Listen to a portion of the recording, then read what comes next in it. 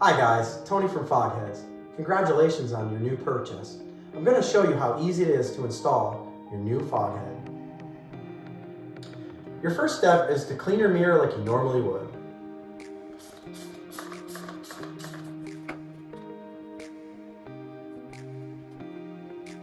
Now we're ready to install our film. It peels out like a sticker. We're going to use regular water to apply the film. So make sure you put an ample amount of water on. Now we're ready to put our film on. We're going to peel it out of the protective liner. I might hit a little more water on here. We're going to center it up right where you would like it.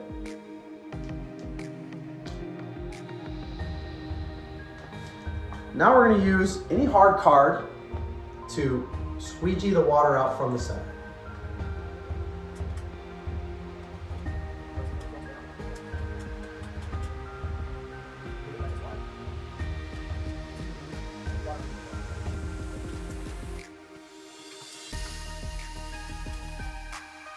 Now that your film is firmly on the glass and you removed all of the excess water, take one last minute to remove any excess moisture from underneath the film.